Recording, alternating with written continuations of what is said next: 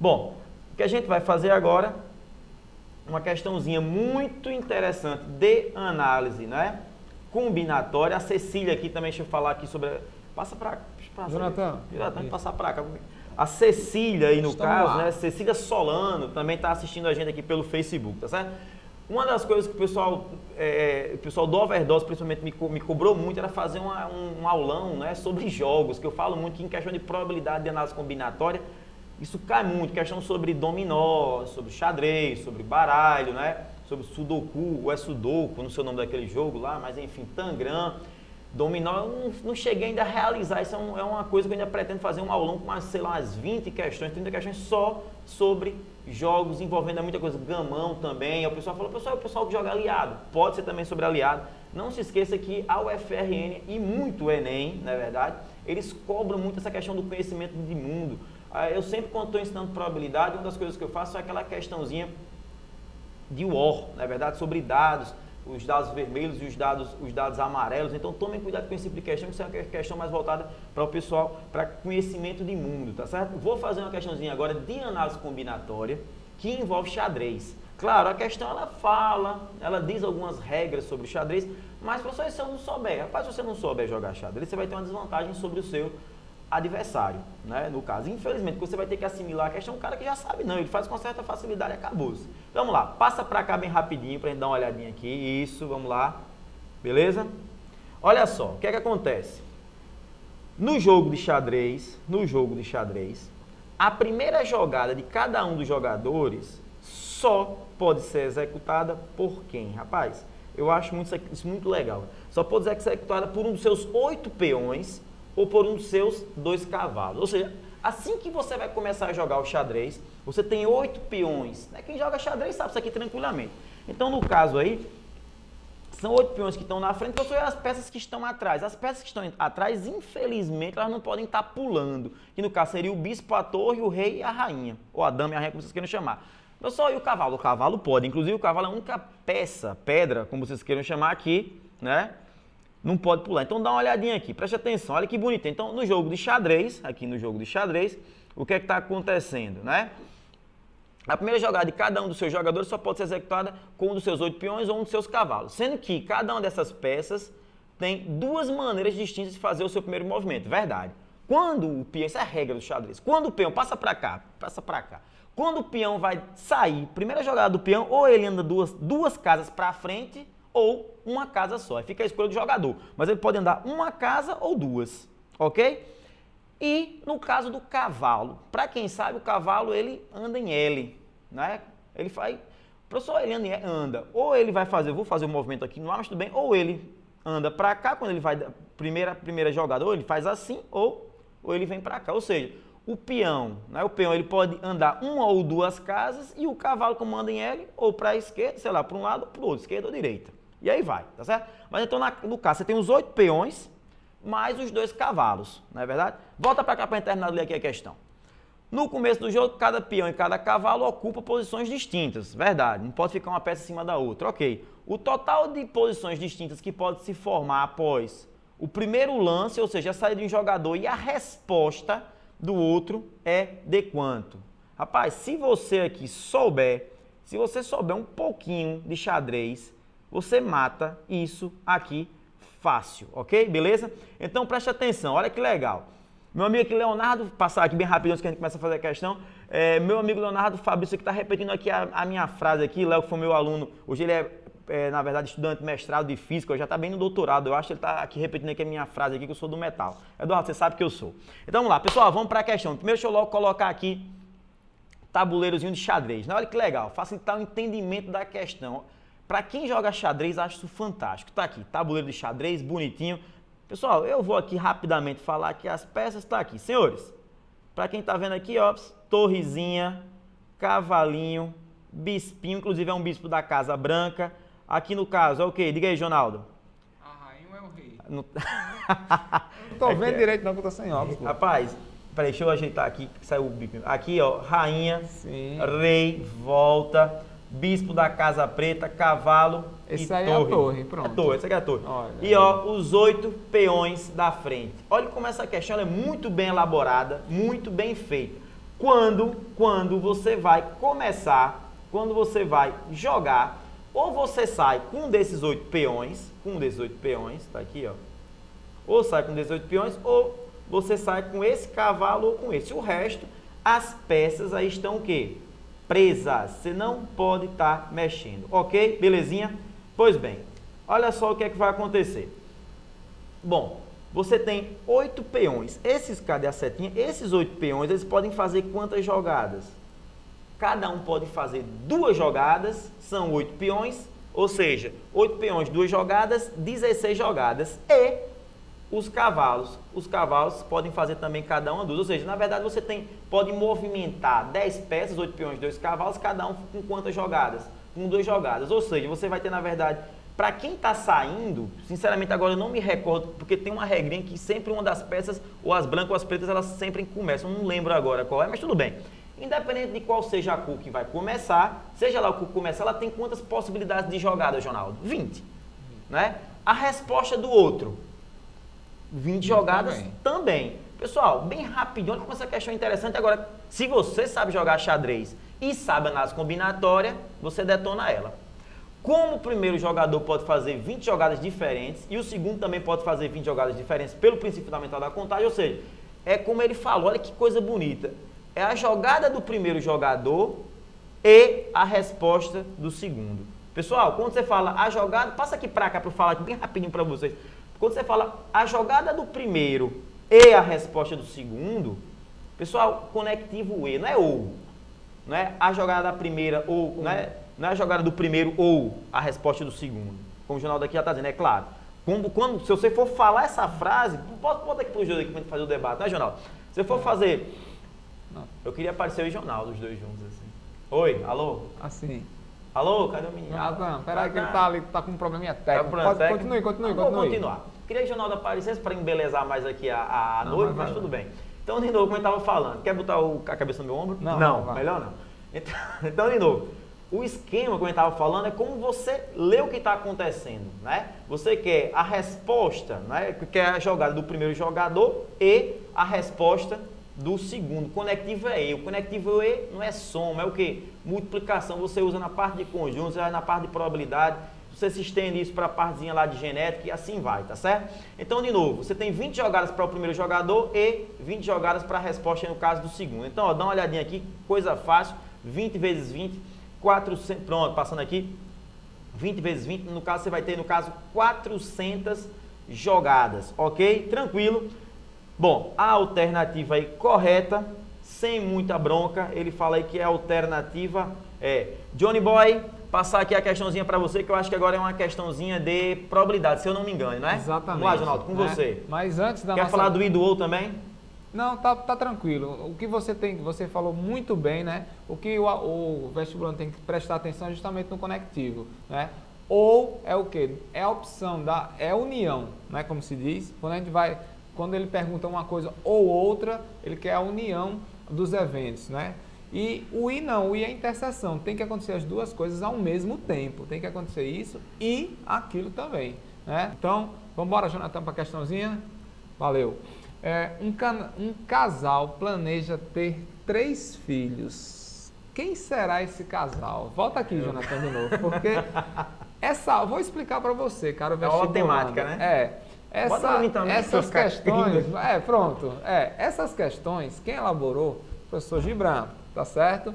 E a quinta questão, né? Um casal planeja ter 3 filhos. Diga aí, quem, por acaso... Pretende ter só um? Vai ser só um mesmo, tá bom. Por enquanto. Sim, tudo bem, né? Porque Rochelle tem que voltar a ser fitness. Mas ela volta, cara. Rochelle é show, com certeza. Então vamos embora, vamos para a questãozinha aí, que essa aí não podia deixar passar esse comentário. Bom, um casal, Rochelle e Gibran, planejam ter 3 filhos. Legal. Sabendo que a probabilidade de cada um dos filhos nascer do sexo masculino ou feminino é a mesma, considere as seguintes alternativas. Alternativa 1, afirmativa 1. Alternativa não, afirmativa. Afirmativa 1. A probabilidade de que sejam todos do sexo masculino é de 12,5%. Afirmativa 2. A probabilidade de que o casal ter pelo menos 2 filhos do sexo feminino é de 25%.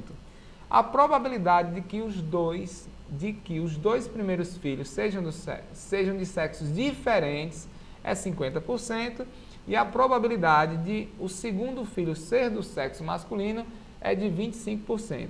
A alternativa correta, aí tem as afirmações. Somente as afirmativas 1 e 2 são verdadeiras, somente as 1 e 3 são verdadeiras, 1 e 2, 2 e 3. Bom, vamos embora para a análise dessa questão. Todos do sexo masculino. Então, ó, a primeira afirmativa, ela diz o seguinte, a primeira afirmativa diz: a probabilidade de que sejam todos do sexo masculino é de 12,5%. É verdade. Por quê? Então, ó, o que é que acontece? A probabilidade de cada criança, né, nascer homem ou mulher é de 1,5%, 50%, 0,5%. Como são eventos independentes, verdade, então você faz o quê? Você multiplica as probabilidades. Então, ó, o fato do primeiro filho ter nascido... Pode mandar para mim, Jonathan, aqui? O fato do primeiro filho ter nascido homem, isso não implica dizer que o segundo filho... a chance dele nascer homem vai ser maior e tal. Não. A chance de cada um nascer homem ou mulher é de 50%. Né? Pegando o nosso texto. Fica à vontade. Para mim, uma vez a gente estava numa conversa de mesa de bar, estava eu, Raulson e Carlos André falando sobre isso. Você vai lançando uma moeda, você lança uma moeda 10 vezes e só sai cara. Aí você vai lançar a 11ª vez. Aí a probabilidade de sair cara, qual é? Continua sendo 50%. Ou seja, o cara pensa, não, já saiu 10 vezes cara. Então não vai sair mais. Aí não é. Aí você vai lançar dessa primeira vez, não, continua sendo 50% cara, 50% coroa, porque como você está falando agora, sabiamente, são eventos, no caso aí, independentes. Eu estou falando isso aqui porque eu me lembrei de uma conversa de bar que a gente teve, a gente já estava bom sobre isso. Estava bom, né? Estava bom, eu, Raulson e Carlos André. Acho que foi lá no Gringos, inclusive. Pronto, o que acontece, Gibran, é que às vezes, normalmente, a gente costuma pensar como um todo, né? Realmente, você lança várias vezes, né? Se eu pensar, caramba, vou jogar a moeda 11 vezes. Não, 10. Aí sai tudo cara nas 10 vezes. A outra você pensa que tem que sair, né? Vai sair cara novamente. Se a pessoa pensar como um todo, a pessoa, não tem condição, não. É muita sorte, né? E tal, a pessoa diz isso. Mas assim, você deve pensar não como um todo, você deve pensar individualmente. Então, ó, qual é a chance individualmente da moeda da cara ou coroa? 50%. Qual é a chance de nascer homem ou mulher? 50% individualmente. Então, ó, pode botar na questãozinha, Jonathan. Olha, então, ó, o primeiro 50%, 0,5 vezes 0,5 vezes 0,5, eventos independentes, você multiplica as probabilidades, as chances de cada um acontecer, total 0,125, ou seja, 12,5%. A primeira, ela é o quê? Ela é verdadeira. Tá certo? Segunda alternativa, ou segunda afirmativa que diga, desculpe, a probabilidade do casal ter pelo menos 2 filhos do sexo feminino é de 25%. Então tá aí, ó. 2 filhos do sexo feminino é de 25%. Então olha só, essa segunda alternativa, como vocês estão notando aí, ela é falsa, né? Diga aí, Gibranzinho. Diga aí. Por que que ela é falsa? Eu tenho o quê? A chance de nascer os 3 do mesmo sexo é de o quê? É de 12,5. 0,5. Meio por cento. 0,5 cada um. Então, ó, ele perguntou o quê? A probabilidade do casal ter pelo menos 2 filhos do sexo feminino é de 25%. Tá certo? 2 filhos do sexo feminino. Bom, no caso ele fala pelo menos 2? Pelo menos 2. Aí você está calculando, na verdade, aqui dele ter o quê? As 3 situações para que ele não tenha exatamente o quê? O complementar.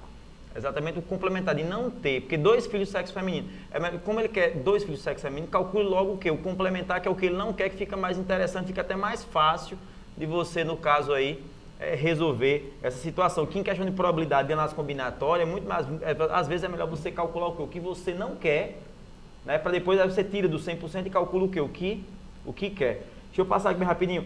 A mãe, não é? A Carol Cabral, ela falou que está assistindo aqui a questão, ela disse que resolveu a questão do xadrez bem rapidinho, né? Aí manda um beijo para ela para incentivar a menina, a mãe da Carol, a estudar. Carol, sua mãe está pedindo para estudar, estude, filha. É bom, tá certo? Meu pai falava muito isso, ruim com estudo, pior sem ele. Vai lá, Jonaldo, continue aí. Bom, Na terceira afirmativa, ele diz o quê? Né? Vamos embora para a questão. Bora. A probabilidade de que os 2 primeiros filhos sejam de sexos diferentes é 50%. A probabilidade de que os 2 sejam de sexo diferente é 50%. Isso aí vai ser verdade. Por quê? Ó, os 2 primeiros sejam de sexo diferente, ou seja, homem e mulher. Então, ó, ou mulher e homem, né? Então, quer dizer, olha o conectivo ou. E dentro da questão, o conectivo i também, né? Então, olha só, 2 primeiros sejam de sexo diferente, homem ou mulher, 50% para cada um, 25%. Ou mulher, né? e homem. Mulher e homem, que pode acontecer as duas coisas, né? 25% também, você, conectivo ou é união. Então, você soma... Comentou agora há pouco, né? Você soma as probabilidades, as porcentagens, como se diz, e você tem o quê? 50%, né? Portanto, a afirmativa verdadeira. E a quarta afirmativa, ele perguntou o quê? Vai deixar aí na telinha, Jonathan. A probabilidade de o segundo filho ser do sexo masculino é de 25%, né? A probabilidade do segundo filho ser masculino é de 25%. Vamos lá, ó.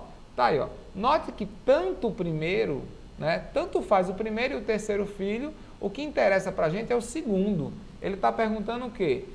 De volta aqui à afirmativa, ele disse: a probabilidade do segundo filho ser do sexo masculino é de 25%.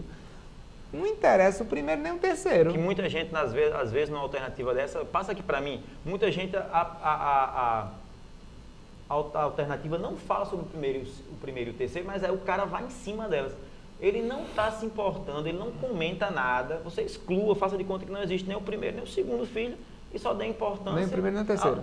No primeiro filho só dê importância ao segundo filho, acabou. Então, você se atenha ao que a questão, o que é anunciado, ele está aí pedindo, tá certo? Vamos lá, João. Normalmente é comum, né? Como eu já até disse hoje, a pessoa pensa como um todo, né? Pensa sempre nos 3 filhos. Preste atenção, o Enem está cobrando demais isso. Você tem que estar ligado no comando da questão, tá certo? E ele diz, ó, a probabilidade de que o segundo filho seja do sexo masculino é de 25%. Ronaldo, voltando aqui para essa questão aqui, é Isabel Elaine. Isabel, passa aqui para mim.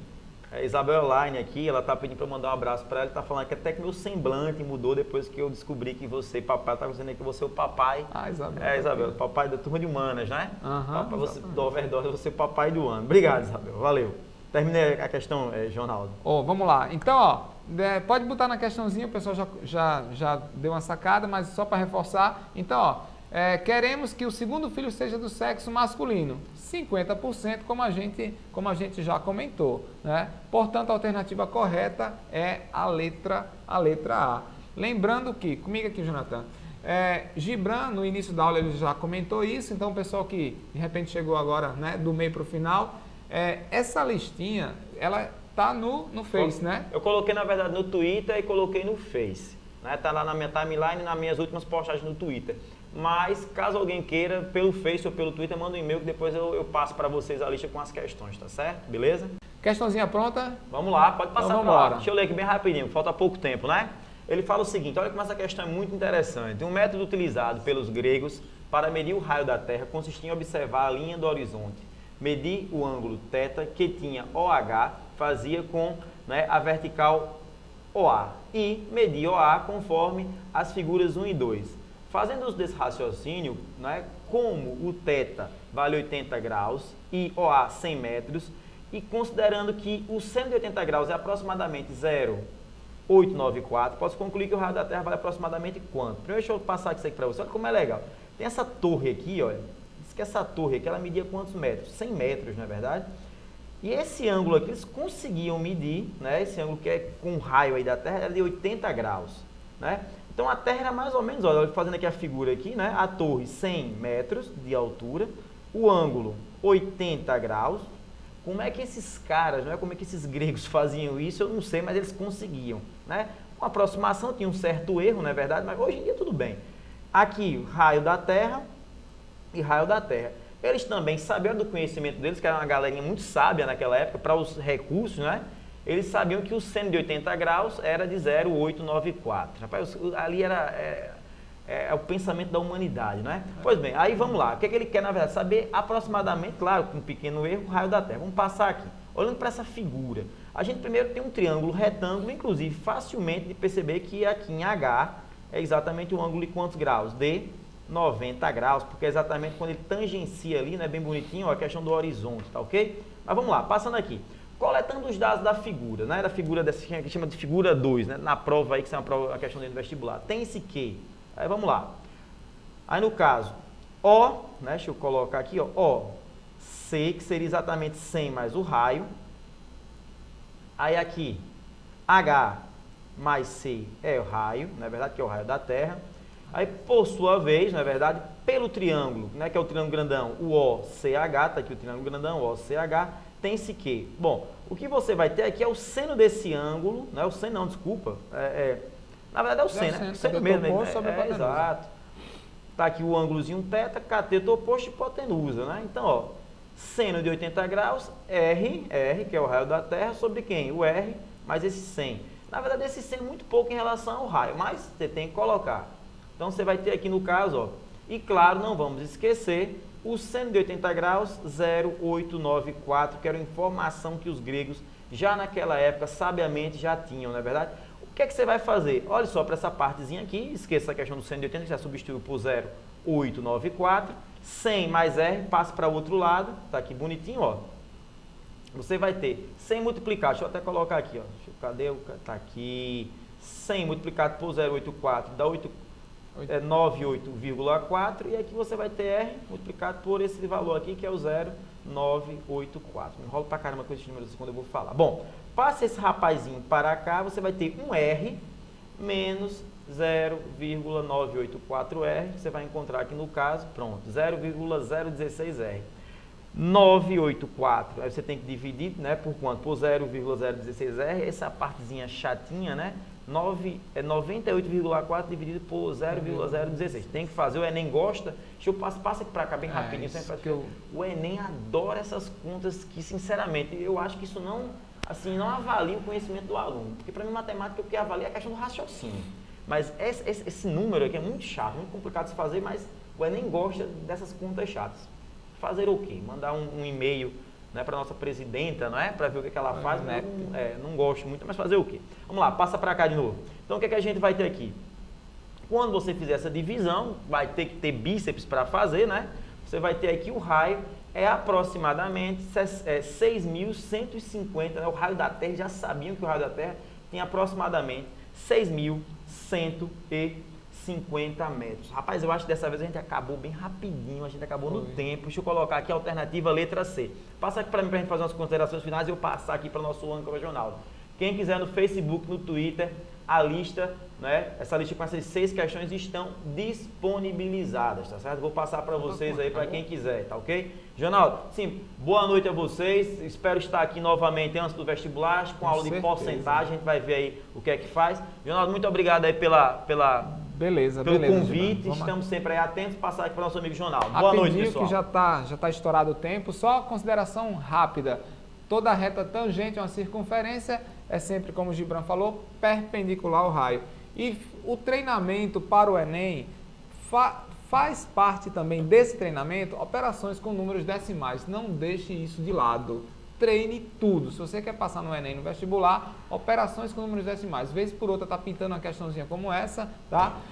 Tempo esgotado, muito boa noite. Valeu, galera. Até a próxima final de semana.